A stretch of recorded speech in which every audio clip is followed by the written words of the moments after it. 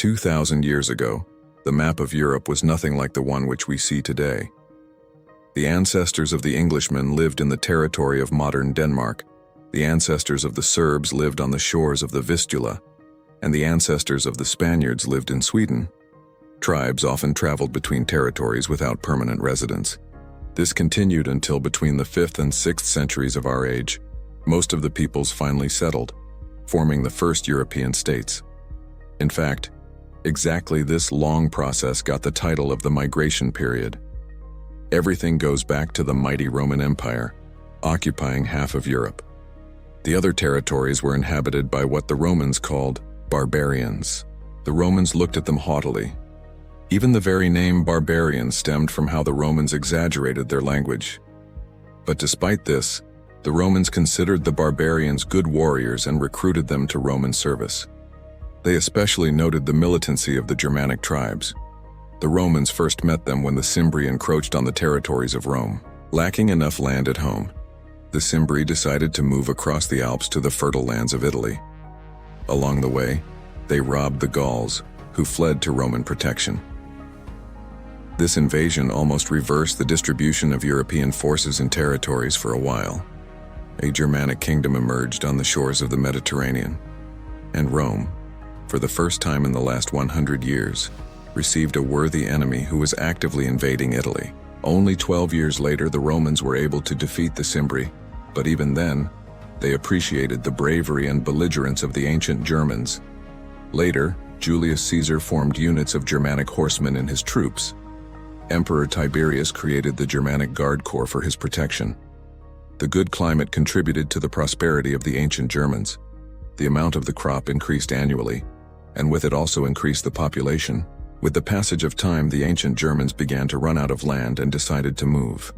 In the 70s of our age, Goths moved from Gotland to the coast of the Vistula, occupying the territories where the Slavic peoples lived, and in the 150s they started a land war with Sarmatians, which they later successfully defeated. In these territories, the Goths created their own kingdom. Young Sarmatians began to flee to the Roman Empire to escape from Goths, while also taking several other Germanic tribes with them, the largest of which became the Marcomanni.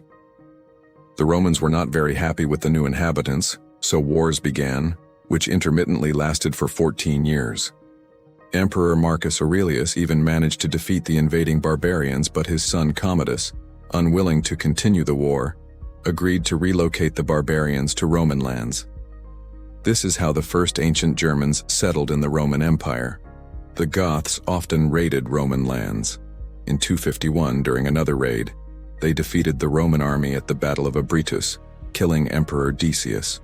In 267, their allies, the Heruli, plundered Greece and burned Athens.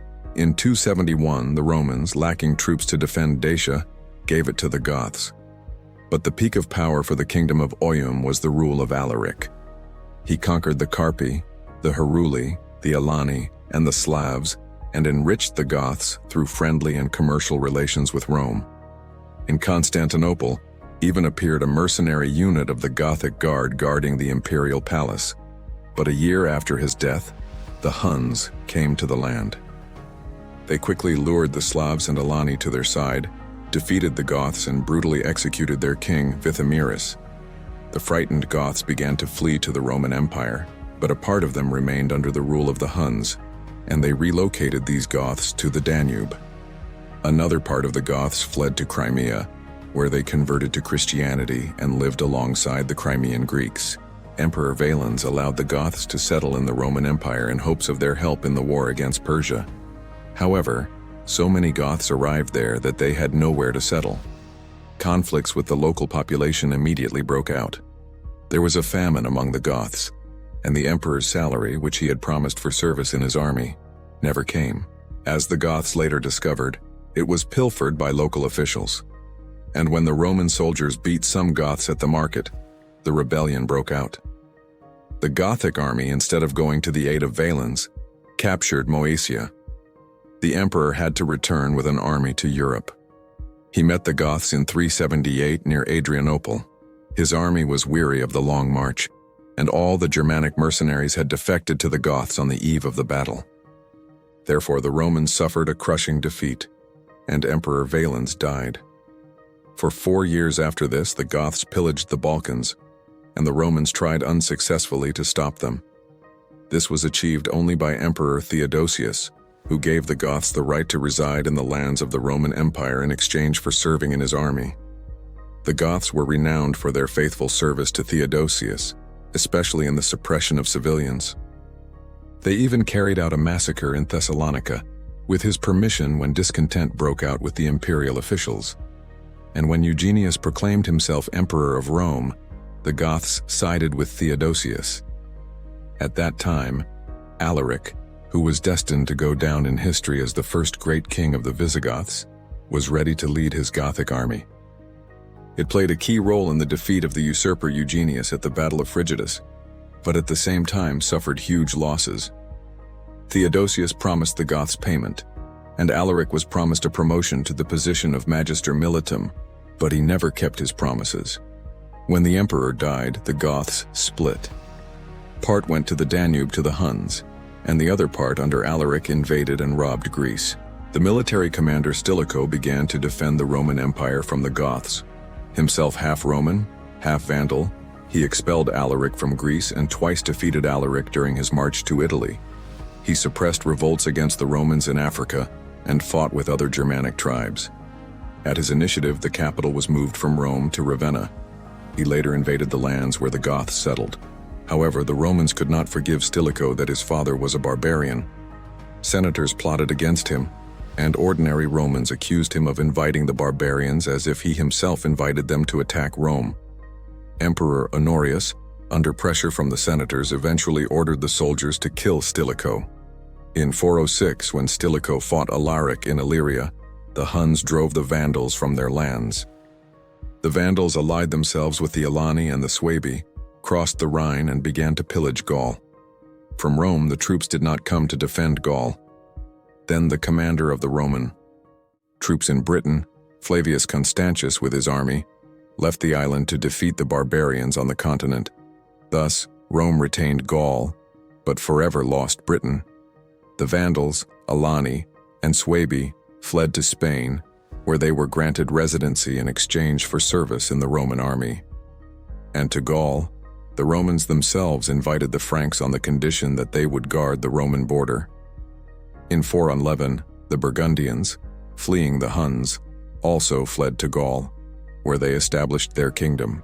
When Alaric learned of the death of his rival Stilicho, he gathered troops, invaded Italy, defeated the Romans, and besieged Rome.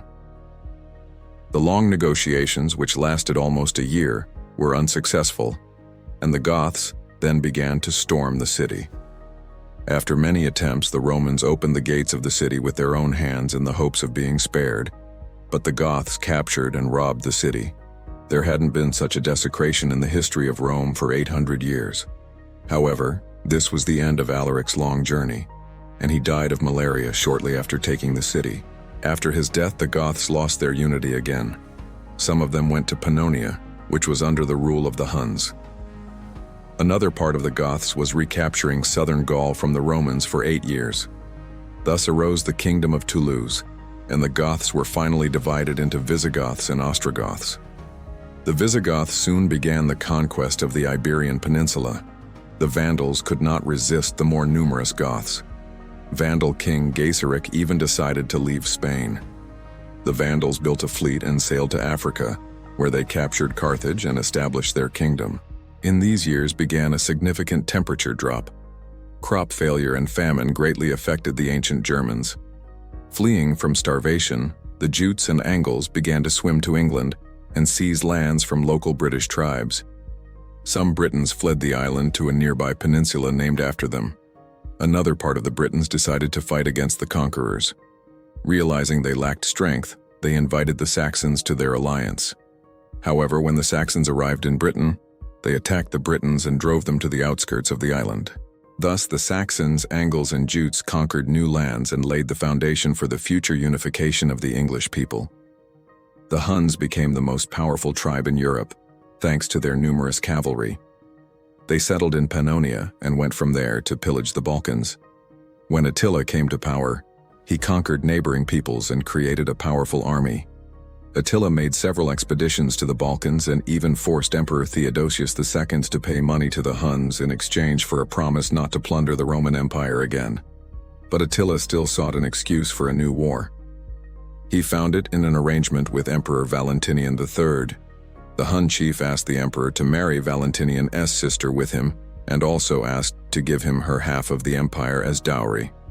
The emperor refused, and the Huns invaded Gaul. Roman general Flavius Aetius began to gather an alliance of Roman legions and barbarian kingdoms to stop the raid of Attila. In 451, his army met the Huns in the Catalonian plains. The battle lasted 4 days and was the greatest battle of those times. Practically all barbarian tribes took part in this battle. Sometimes one tribe stood on both sides of the battle. The Ostrogoths fought for the Huns, and the Visigoths fought for the Romans. According to the chronicle, there were so many dead that the bodies of the soldiers formed hills. Alaric's son, the Visigoth king Theodoric, was killed in the battle. For this reason, the Goths withdrew from the battlefield. The Huns left the battle the same night. The following year, the Huns once again invaded the Roman Empire and even besieged Rome. It was only thanks to Pope Leo I and the price of a large ransom that Attila was persuaded not to seize the city. But the Huns still plundered small towns in Italy. When the Huns approached Aquileia, the locals fled to the islands in the Sea Lagoon, where they established Venice. After returning to the Danube, Attila arranged a wedding with Gothic girl Ildiko to get support from the Goths, but died the same day. Even at that time, among chroniclers, there were different versions of the death of Attila. Some called the cause of death poison, some wine, and some Ildiko herself, who could thus avenge the Huns' murder of her family. After Attila's death, his children began to fight each other for power, and the Hun state collapsed. The Huns lost their unity and soon disappeared from the pages of history. In 455, Emperor Valentinian III was assassinated by usurper Petronius Maximus. The emperor's wife wrote a letter to the Vandals asking them to avenge the death of her husband. While the Vandals reached Rome, Petronius Maximus was also killed. Then the Vandals simply seized Rome and began to plunder it. This lasted for 14 days. As a result, the Romans were so weakened that real power in the empire was seized by the Visigothic warlord Ricimer, known for gaining political control through placing puppet emperors on the throne. The Ostrogoth tribe was the largest of the Hun tribes. After Attila's death, they quickly defeated the Huns and gained independence by proclaiming the Ostrogothic kingdom. In the following years, the Ostrogoths conquered their neighbors, and the Roman emperor granted them the right to settle in Italy. Relations between the Romans and the Ostrogoths were friendly. Some settled in Moesia, where they served in defense of the Roman border. When the Alemanni invaded Italy, the Ostrogoths were recruited into the army, which fought under the lead of Odoacer to defend Rome. After a while, the new Roman emperor again appealed to Odoacer to defeat Julius Nepos, who had proclaimed himself emperor. But Odoacer, realizing that the real power in Rome was held by the father of the emperor, immediately after his death took prisoner child Emperor Romulus Augustus. Odoacer forced the infant emperor to renounce the throne, give up the imperial regalia to Constantinople, and proclaim himself king of Italy. This is how the Roman Empire formally fell. However, the great migration of peoples did not end. The Ostrogothic king Theodoric the Great led his army into Italy, as he didn't consider Odoacer being worthy of the crown because of his insignificant lineage. He defeated Odoacer, killed him during negotiations, and himself became king of Italy, resettling all the Ostrogoths there. In the late 5th century, from Ireland, where land was scarce, the Scots began to move to Pictish lands in the UK. It was because of the Scots that the land was named Scotland. In 507, the Franks defeated the Visigoths at the Battle of Vouillé. The Franks acquired South Gaul, and the Visigoths moved the capital to the city of Toledo. Thus appeared the future Franco-Spanish border. The Visigothic kingdom became the birthplace of the Spaniards, and the kingdom of the Franks would become the cradle of the French. In 533, the Byzantines invaded Africa, where they defeated the Vandals. In memory of the plunder of Rome made by the Vandals, the Byzantines were ordered to kill all the locals. A small part managed to escape to the desert, where they served the Berber kings. After this, the Byzantines began a series of wars with the Ostrogoths which they could not defeat. Then they invited the Lombard tribe to Italy to destroy the Ostrogoths. The Lombards, having successfully fulfilled their request, remained in Italy and founded their kingdom. In the same years, the Slavs, which the Byzantines called Sclavoni, came from the Danube and invaded Byzantium for the first time. Soon among the Slavic tribes, a powerful Antes union emerged, constantly attacking the Byzantine lands. In 541 in Byzantium, an epidemic of the plague began, from which the Balkans were very badly affected.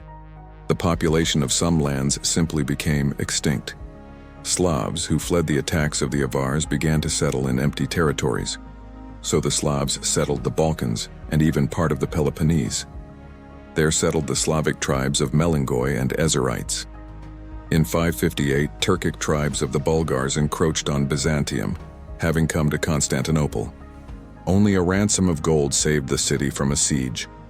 In 610, the new Byzantine emperor Heraclius hired Croats, which lived in the Carpathians, for military service.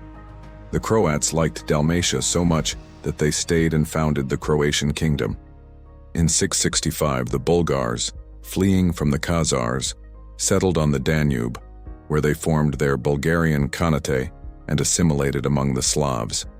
At the same time, the Slavs settled to the west, bordering with the ancient Germans, who called them Wends. Here, many small Slavic states emerged, among which the Principality of Great Moravia gained power over time. The last great people to come to Europe were the Magyars. They settled in the Black Sea steppes, from where they began to raid neighbors. In 895, Prince Svatopluk I of Moravia invited Magyars to serve in his army. Instead, during the Danube settlement, the Magyars captured Great Moravia and made it their state, which they named Hungary. The borders between the peoples of Europe would change, but not so much. It can be said that this is where and how the map of Europe was formed, where barbaric kingdoms would become the foundation of the new European countries known to us.